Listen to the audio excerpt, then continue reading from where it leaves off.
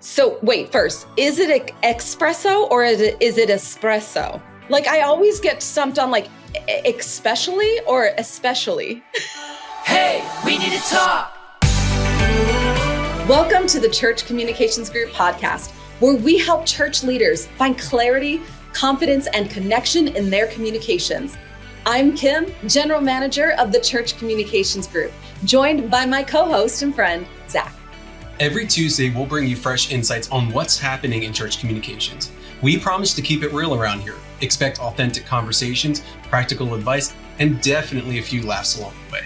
In each episode, we'll also share a valuable resource to help you grow in your church communications, leadership skills, and honestly, just life as well. So whether you're a seasoned communications director or just starting out, there is something here for you. Now, get ready to learn, grow, and connect as we open up the conversation in today's episode of Hey, We Need to Talk. Hey guys, let's talk about Christmas today. We have Kim and Tika on the call. And if you are not watching us, maybe you're driving down the street right now, you may just want to pause and then go to YouTube. You don't have to watch the whole thing on YouTube, but you need to be able to catch our outfits. You have Tika with it's super vintage. I love the idea. It's like a really good faded cat with a cape and a Christmas hat. She's thriving there. If you are not watching, Kim is wearing a stereotypical Christmas sweater with Baby Yoda on it. So just the traditional. Everyone has one. Just reach in the back of your closet. A very typical Christmas sweater with Baby Yoda on it. And I myself am thinking about Christmas at the beach. We have some palm trees with some Christmas lights. And I decided to match Kim today with a Baby Yoda hat. So twinsies. If you're not watching us, you should watch us, listen to us, share us, because we look good today. We look real good today. So good. And it's Christmas, y'all. We are talking Christmas. Now, you're not listening to this during Christmas. This is November, but still, it's Christmas up in our hood right now. So we are having a time, let me tell you. And so happy to have you with us, Tika. With your cat shirt, we still approve you being a part of our team. I appreciate it. What is on your guys' Christmas list? I want a coffee maker that I can literally hit a button, just a button. I pour beans in, I hit a button, and it will either make me a latte, a macchiato, just a regular drip coffee. I just want to hit a button because we have an espresso maker and we got it a few Christmas ago, and I love it. It was our family gift to ourselves. But sometimes I just want to hit a button and have coffee. So that's on my Christmas list. So wait, first, is it espresso or is it espresso? Oh. Espresso. It's not an espresso. Unless you need it fast, then it's an espresso. There we go. I always get stumped on especially or especially.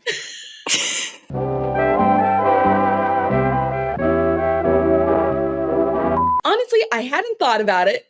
But I know what my husband wants for Christmas. And so downstairs is what I call our sitting room, right, ladies? Because we have the nicer couches that you might be able to sit in, but it's not a place for us to hang out. So we also have our really cheap old TV down there. Well, my husband seems to think that room needs an 80-inch TV where he could go and sit on my sitting room couch and watch this 80-inch TV. So I know that on his list is an 80-inch TV for my sitting room. We'll see what happens. What happens. What do you love? Tell me how you really feel about that, Kim. If you guys were watching, you would see how I really feel about sitting actually in the sitting room. Yes. What's on my Christmas list is, originally I had Doc Martens, both Chelsea boot and a boot. I got those early. So that's off the list. So now I get another Christmas present. And honestly, I'm wanting some of the Wicked movie merch. So I want the pop figures. I want, what else do they have? They have They have literally they have everything. Every day I send Kim something new that I want. They have an advent calendar. Do they really? I'm getting the advent calendar. I'm probably going to get Kim an advent calendar. We need to do this together. Yes. Going into Advent, we need to just get Wicked stuff. So honestly, some Wicked merch, because I have a feeling that once the movie drops, I'm probably going to see it a lot and I'm going to want all the stuff. Yes. And did you hear Zac say just now that like I send Kim these things, right? I think he thinks I'm Santa Claus. I don't know about you guys, but I am sure not Santa Claus. Let's talk about Christmas marketing. I guess we'll pivot. Christmas marketing. So can you fill in our listeners of what actually is marketing? So when we're talking about marketing anything, it's like how we're sharing that event with people or with the world. And so there's different ways that we can do that. Marketing can be word of mouth. It can be an invite card. It can be announcements from the stage. It can be bigger than that too. And you can do like digital marketing and ads and all of that stuff. And so in an easy version, marketing is how we're going to promote our event and in what ways we're going to do that. And also talking, are we going to promote just internally to just the people who go to our church? Are we going to promote to, our neighborhood? Are we going to promote to the world? Like, who is our audience and how are we going to reach those people and let them know about our thing, our event? And today it's Christmas. So what are some ways that we can build a marketing strategy for Christmas? Yeah. What does that include? Maybe even some timelines and some ideas that we have there. I'm going to jump in with the timeline really quick. So now we might get a smack on the hand here, but here's the deal. Y'all, Christmas, it's called Christmas in July for a reason, right? It's not so that you actually go and put the decorations up during Christmas, which you can do if you're, into Christmas like me. But that's not the point. The point is let's start thinking about Christmas in July. July is that beautiful midpoint of the year. We're at about 6 months out from Christmas. Let's start planning. Let's start putting our plans together. Let's start putting our marketing plan together. Let's start putting our timelines together.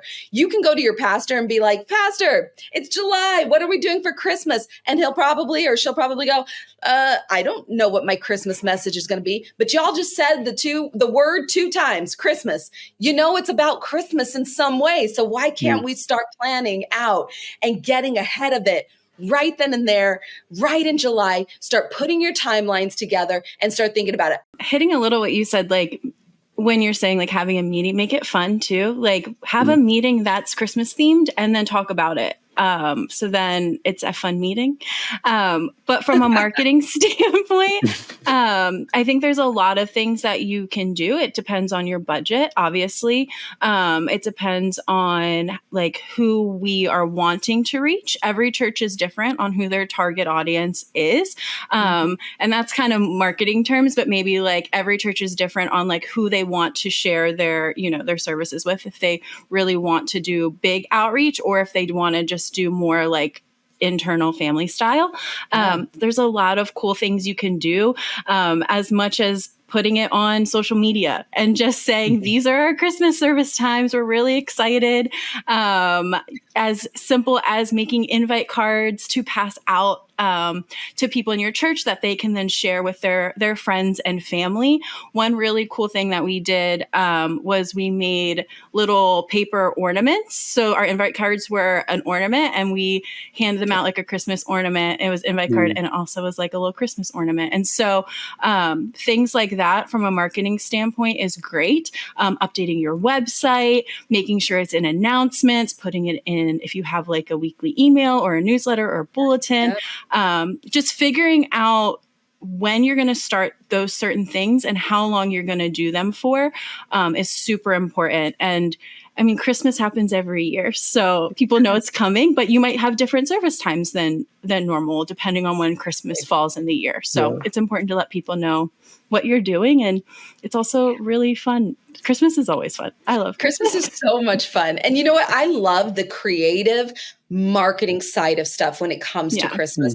One of my favorite things that I've seen and I've done personally is like, in order to reach our communities, in order to allow our church to even bring their community into church during Christmas, there is like the flyer, the handout card, there's things like that. But when you make it something different, it actually brings them in earlier, and it makes them a part. It makes them feel like you're doing something for me. And one of those things that I love, and I stole this actually from Disney, because we all know Kim loves Disney. Okay, let's get over it. But like, I stole this from Disney. One year, me and my family went to Disneyland during the Christmas holiday, and we went to this one area, and they had basically like cookie making experience, right? And so you got this box, and it had like a snowman cookie, and it had like a little Christmas Santa hat kind of cookie or whatever.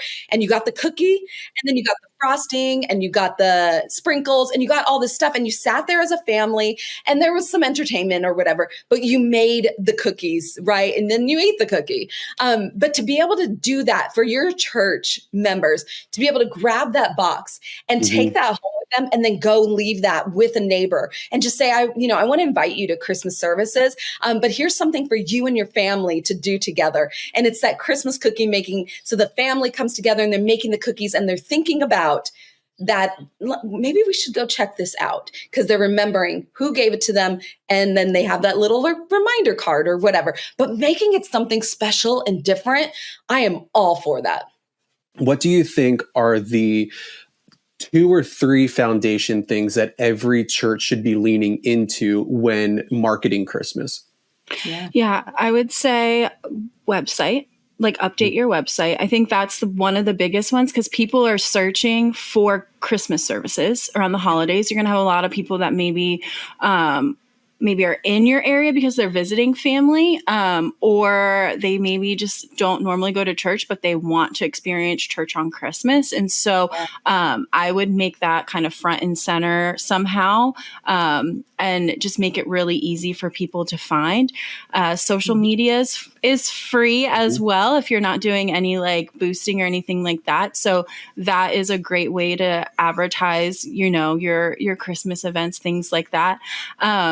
And then if you do anything, like Kim was saying, like, I love that cookie idea, but even thinking like, if you do any outreach, or if you do any volunteer work, like, maybe even just like a card, or like a big, I don't know, like a postcard or something, that when you go do those things, you can let people know that, we have services too. And like, we want to do this to bless you this Christmas season. Like, we'd love to invite you to church. Like, those are things that are, like pretty within budget, but I think those are probably like the must. Kim, I'm going to throw you a question. And also for our listeners, like, you can always jump on a call with us. We would love to process this with you. Just go to churchcommunications.com and do discovery call. You can hop on a call, and we can figure out a marketing plan with you based off of your personal resources. Customize it. Yeah, we can customize it exactly to your church. Something that our listeners can take away from this episode is that we have marketing plan templates.